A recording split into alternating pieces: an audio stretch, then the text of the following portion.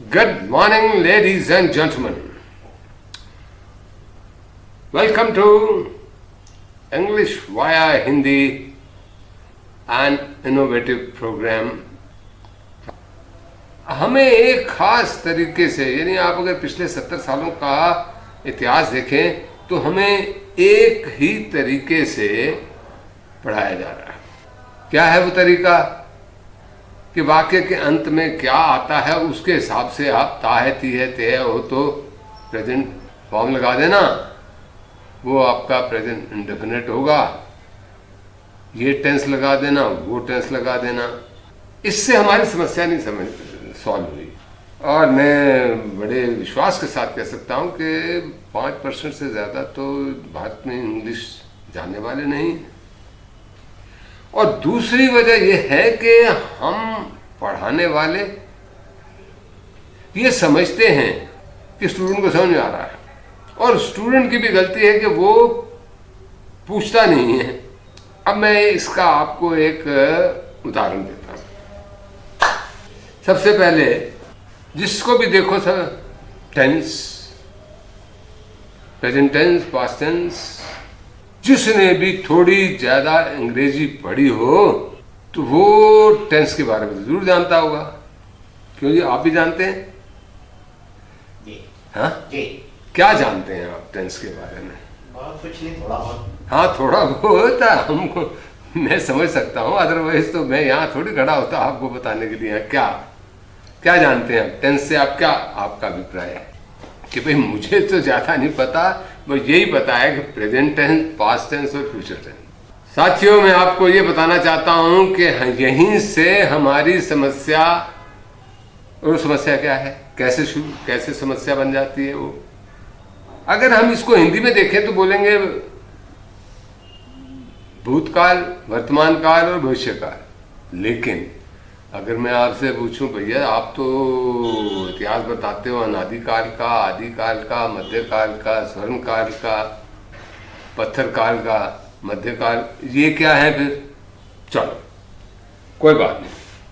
अभी मैं आपको, आपके मन में उठ रहे जितने भी सवाल है ना इसके बारे में, वो आज यहीं खत्म हो जाए.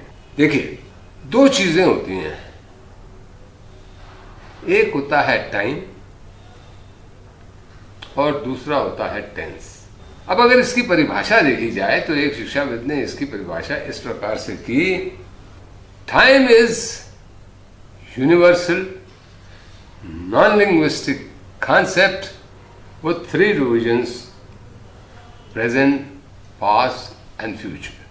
Bye tense we understand the correspondence between a form of verb and our concept of time. अब जब मैंने ये बोला तो मैं देख रहा हूं क्लास में कुछ लोगों ने तो ये हुई बात. सॉरी, कोई बात नहीं हुई. और यही आपकी सबसे बड़ी गलती है. आपको कोई चीज नई समझ सामने आती है, उससे आप प्रभावित तो हो जाते हो लेकिन समझते नहीं हो. अगर मैं आपसे अभी सवाल पूछूं कि आपको क्या समझ में आया, बता सकते हैं आप क्या आपको कुछ समझ में आया?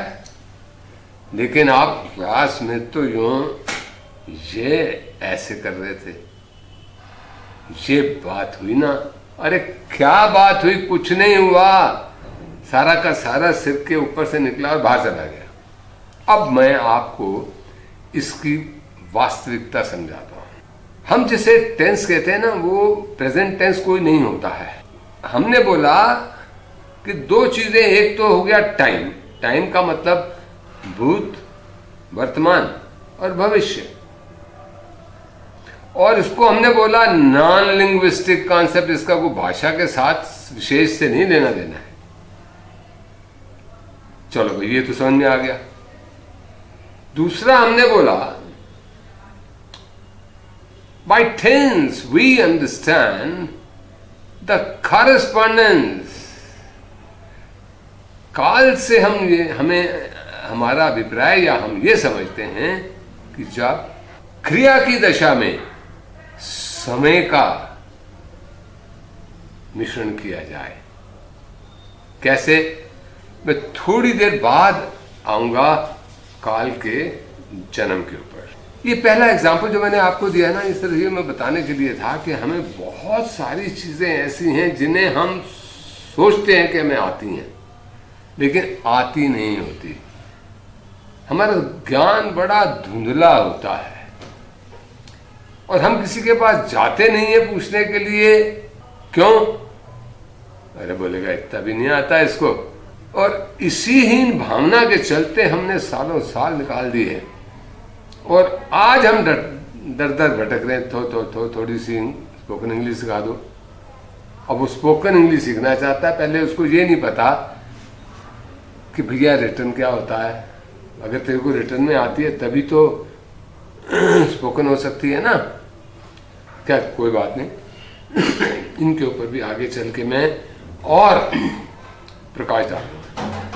इसी प्रकार से, हालांकि मैं इंटेंस सेंस से साबित नहीं हूं, ना ही मैं इनका वो लेने जा रहा हूं, लेकिन मैं आपके दिमाग में बैठे हुए प्रदूषण को खत्म करना चाहता हूं। जैसे आप किसी डॉक्टर के पास जाते हैं ना, कोई आपको बीमारी होती है तो सबसे पहले आपको वो क्या करता है, वो आपको ऐसी दवाई देता है जिससे कि जो आप पिछली दवाई खा रहे थे, जो उसका असर उसको खत्म किया जाए। तो मैं उस प्रदूषण को पहले आपके दिमाग से खत्म करूंगा ताकि नई बात जो मैं आपको बताऊं आपके उसमें समा। अक्सर मैंने सुना indefinite tense, present indefinite tense. अच्छा भैया मेरे को बताओ व्हाट इज इंडेफिनिट टेंस। और जिन वाक्यों के अंत में ता है, ती है, ते है आते हैं वो तो प्रेजेंट डेफिनेट टेंस होते हैं। अच्छा अगर ऐसा है तो मुझे ये बताओ कि अंदर आ जाओ,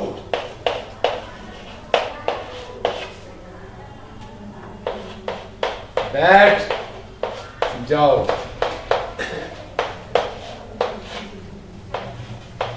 जापानी गोरे होते हैं।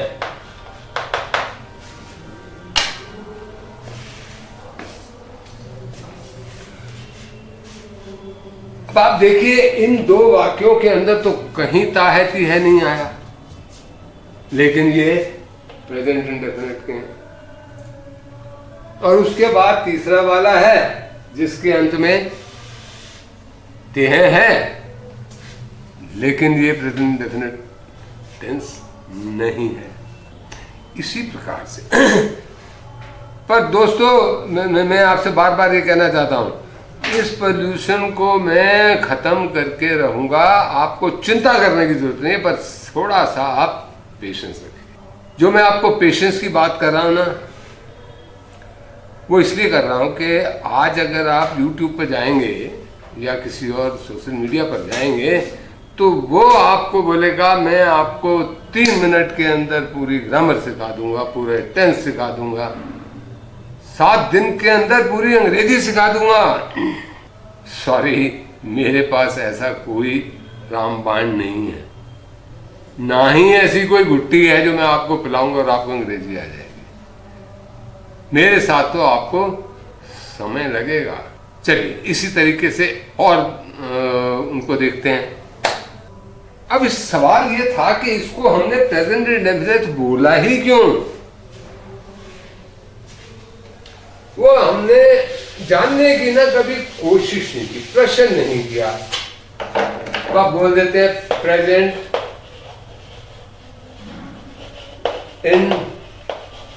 इंडेफिनिट।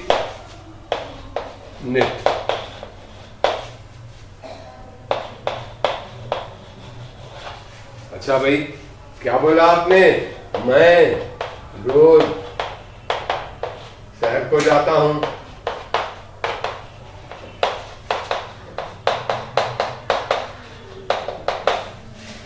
ठीक है भाई। अब इसमें इंडेफिनिट क्या है? इंडेफिनिट ये है कि भैया आप तो कल भी गए थे ना, आज भी गए, कल भी जाओगे। दूसरा, तो इसमें जब जब यही नहीं पता लग रहा कि प्रेजेंट, पास्ट और फ्यूचर तीनों में है, और दूसरा कि कोई भी भौतिक गतिविधि जब होती है तो प्रारंभ होती है। अब मैं आपसे पूछूं, भैया ये बताओ, मैं रोज सैर को जाता हूं, ये जारी है या समाप्त है? अब आधे से ज्यादा बोलेंगे साहब रोज जाता हूं तो जारी हुई ना। आप क्या कहते हैं? मैं रोज सैर को जाता हूं, ये जारी है? जारी है। देखिए ये भी बेचारे फंस गए, अभी तक चुप करके बैठे थे, मैंने 2-3 दफा इनको उकसाने की कोशिश की लेकिन ये बोले नहीं थे। ये बोलते हैं हाँ ये तो जारी है। अगर जारी होता तो आप क्या बोलते? मैं सैर को जा रहा हूं।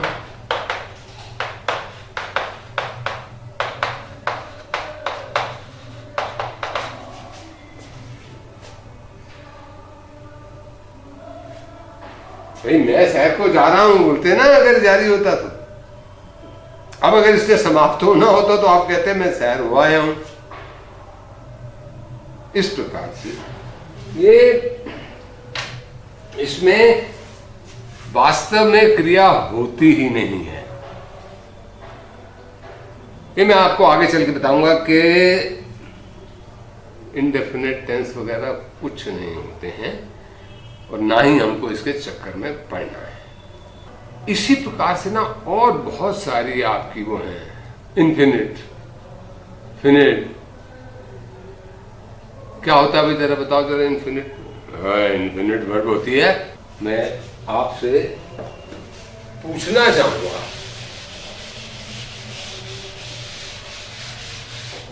आपने कभी कोशिश नहीं की मैं आपको दिखाता हूं, ये ऑक्सफोर्ड डिक्शनरी के अंदर जो हमारी क्रिया की दशाएं दिखाई गई हैं उसमें ये देखिए आप,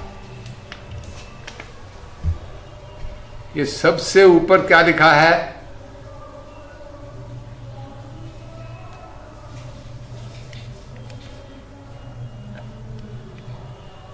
ऊपर वाले में, पहले वाले में लिखा है इन्फिनिटिव, दूसरे में लिखा है पास्ट, तीसरे में लिखा है पास्ट पार्टिसिपल। ओके, यानी पहले वाले में उसने बोला है इन्फिनिटिव,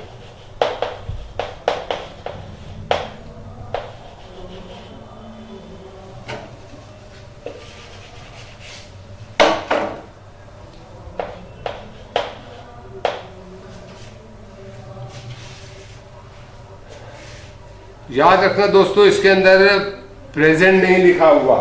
मैंने देखा है कई डिक्शनरियों के अंदर ऊपर प्रेजेंट लिखा रहता है, लेकिन ये गलत होता है।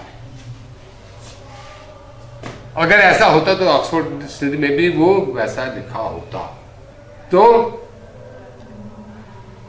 बहुत सारी चीजें, जैसे मैंने आपको पहले कहा कि हमारी आंखों के नीचे से रोज निकलती है, लेकिन हमने कभी उसके ऊपर ध्यान ही नहीं दिया कि ये सही है ये गलत है। आप इस बिंदु के ऊपर ना थोड़ा सा विचार करिए।